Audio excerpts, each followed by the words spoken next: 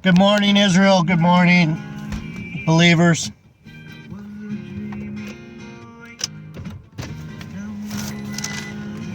Good morning.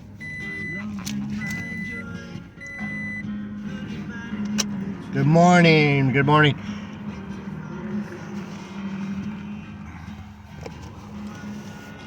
Word of Truth, JD Nija.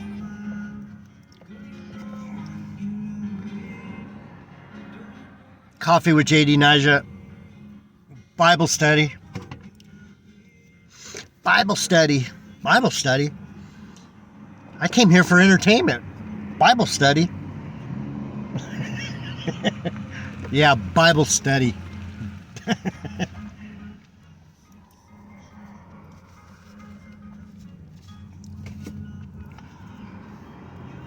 All praise, honor, and glory to Yahweh, the existent I am, the unspeakable Tetragrammaton, the Yahweh Vave, the Yahweh Vave, the Adonai, our Master, the Shaddai, the awesome power, and His only begotten Son, Jesus Christ, Jesus Christos, Solomon, Josiah, anything but you'll play. He ain't no spoiled milk, that's for sure. In the Holy Spirit gives us His power, wisdom, knowledge, ability, indwelling to break the Bible down correctly without sensationalism. It's sensational enough, people. The story of the Lord, believe it or not, the true story, whether you want to accept it or not, that's where the power is. That's the sensationalism, but it's a world of deception, right? It's a world of wicked deception.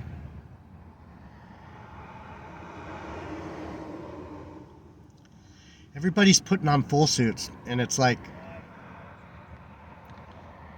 it's not that cold out there. Full suit and booties, huh? You put on a full suit when it gets cold, water gets cold. It's October, it's might be chilling up a little bit, but especially an old guy like me, you don't want all that rubber on you because it's very restricting. So the only time you really want to throw all that rubber on is when it's kind of cold. But anyhow, we're talking about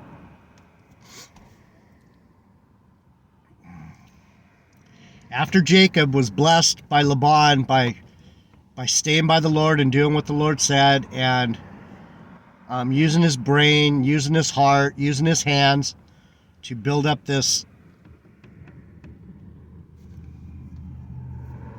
family of 11 children. Not 12, 11. There's one not born yet. So, did Benjamin miss out on a lot of this stuff? Did Benjamin wasn't there when Jacob and Esau met in that last video what I was reading to you. So they lifted up their eyes and they hugged, and Jacob was saying, "Here, I got a bunch of stuff for you. I have gifts and presents for you, brother." And that's where I left off. So I'll continue right from there.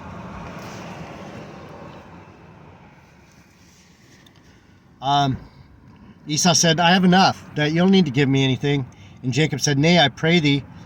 It's Genesis. We're still in Genesis. We're in the beginning. See, you can't understand where we're at now unless you really understand where we came from.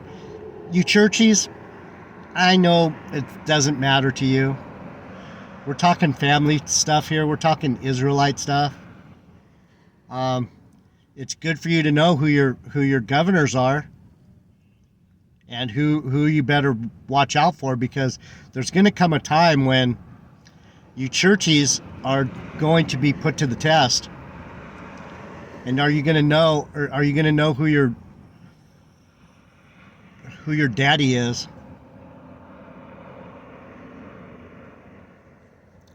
Just saying. These are the things that you have to put in your cap and not get offended.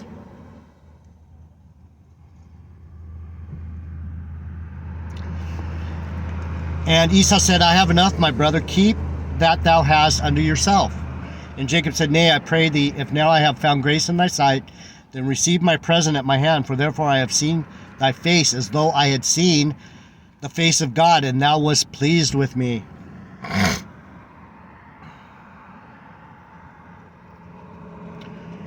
How does Israel look at everyone? Love your enemies.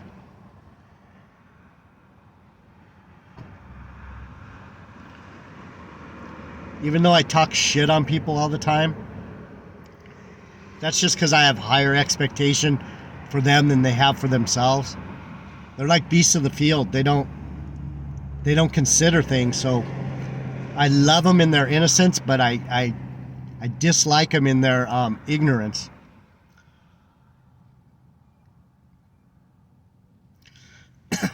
My people perish for lack of knowledge.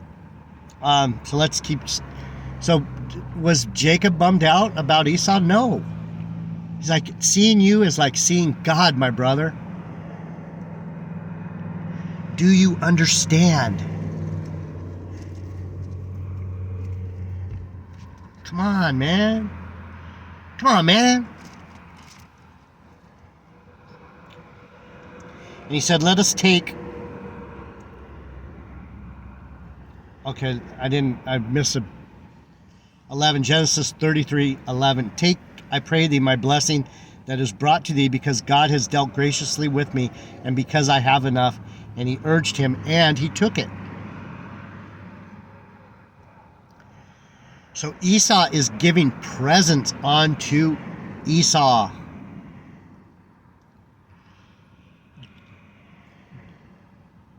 Do the real men of the Lord try and get GMS to turn back?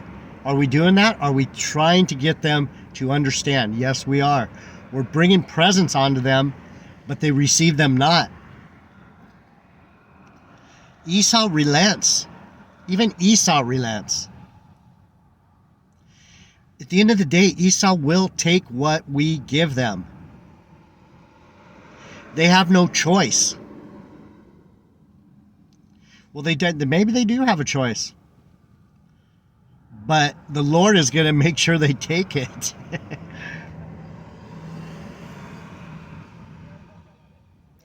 We're going to be really persuasive, you might say. And he said, let us take our journey and let us go, and I will go before thee. And he said unto him, my Lord knoweth that the children are tender, and the flocks and herds with young are with me. And if men should overdrive them one day, all the flock shall die. Let my Lord, I pray thee, pass over before his servant, and I will lead on softly, according to the cattle that goeth before me, and the children be able to endure it, until I come unto my Lord unto Mount Seir. And Esau said, let me now leave with thee some of the folk that are with me. And he said, what needeth it? Let me find grace in the sight of my Lord. So Esau returned that day on his way unto Mount Seir.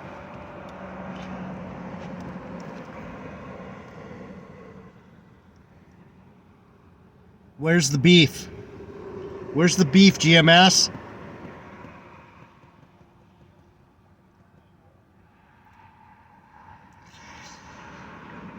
It doesn't go bad until the heathens and the Gentiles take control of everything.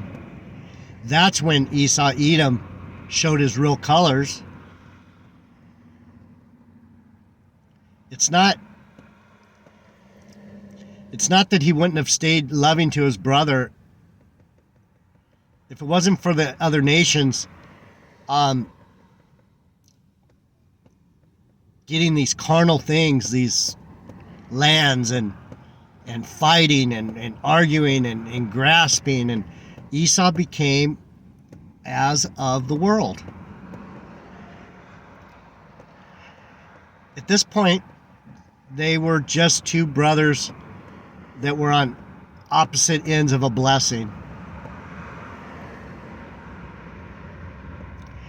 Jacob wanted it. Esau really didn't. And that's why Esau fell away. Do you really want this or not?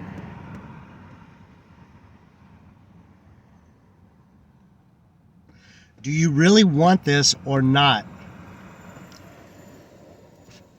Would you rather have some fried rice? I'm making fried rice in a little while. You give me your blessing, I'll give you some fried rice. How's that sound? With steak. Steak and eggs. You want that instead of God? Are you hungry? What are you hungry for?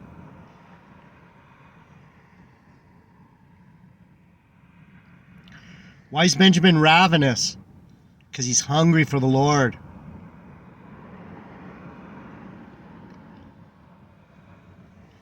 I'm going to tear this book up. I'm going to eat every bit I can eat.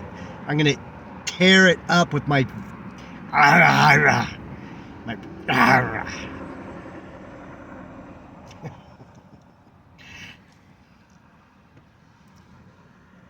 I'm not trying to get people to subscribe. I'm trying to teach the Bible. Jacob settles in Canaan, verse 17 of Genesis 33. And Jacob sojourned to Succoth and built him a house and made booths for his cattle. Therefore the name of the place is called Succoth, which means shelters or booths, safe place. What do they call them? Stables. Why are they called stables? Because they're safe booths. They're safe. There's safety in the stable because you're stable. You know where you're standing. You're on a firm foundation. Succoth. And Jacob came to Salem, a city of Shechem, which is in the land of Canaan, which he came from Padam Aram, and pitched his tent before the city. And he brought a parcel of the field. This is where it goes back to we are the land. He bought a parcel. He bought his inheritance in Canaan. And he bought a parcel of a field. This goes back to the field in Anathoth, Benjamin. Jeremiah bought the field. Why did he buy the field? Because that was the 1/10 tithe. He had to redeem the field, just like the Lord has to redeem us. These are literary. What do they call them? It's literary simile. It's personification of what a thing is to a story. The field and the parcels and the portions, all these have to do with the inheritance. And he bought a parcel of the field where he had spread his tent. Wherever you stand, if you're an Israelite, wherever you stand, wherever you pitch your tent, wherever your body is, this is the tent. Chains of darkness, this is where we dwell. Our spirit is in these tents. Wherever your tent is, that's your land, because you, as an Israelite, you are this place. Your tent is pitched everywhere. Wherever you stand is your land. It's all ours.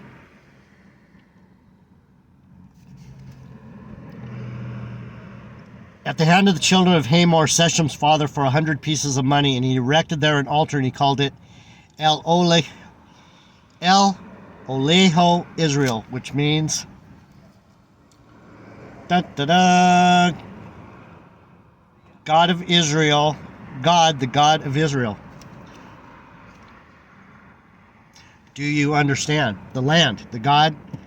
Why did he call it Elohe Israel? Because he called it God, the God of Israel.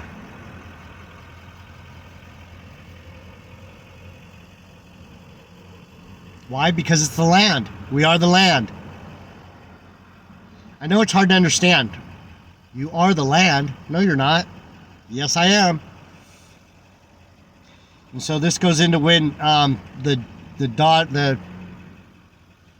the one daughter of Jacob got defiled, and Reuben and who was it? Reuben and Simeon. went crazy and killed. What'd they do? I don't want to go into that story. It's pretty sad. The boys overreacted.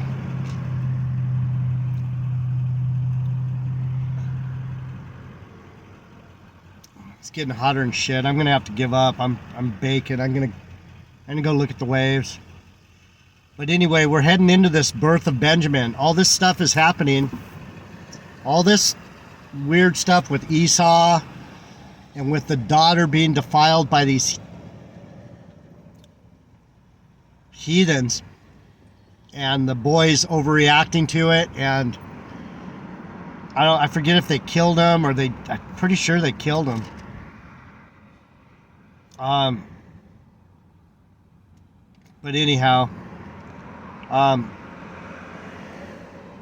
Jacob said to Simeon and Levi, it was Simeon and Levi that did it, "You have troubled me to make me to stink among the inhabitants of the land, among the Canaanites and the Perizzites, and I bring few in number that they shall gather themselves together against me and slay me, and I shall be destroyed, I and my house." And they said, Should he deal with our sister as with a harlot? So they're like, they can't get away with treating our sister that way. And it's like, man, you guys just set us up for some fucked up shit. You just set us up for a lot of, we're going to end up being that harlot because you guys don't have any mercy. You don't know how to deal with adversity. You're acting like Esau. You're being rude, and you can't meet rudeness with rudeness. You can't meet wickedness with wickedness. You can't meet bloodthirsty hatred with bloodthirsty hatred. And that's what Israel is saying to his sons. What are you doing? Now you make us look like them. We're just as bad as they are now. He was saying we have a higher standard. We're Israel. We have to show better.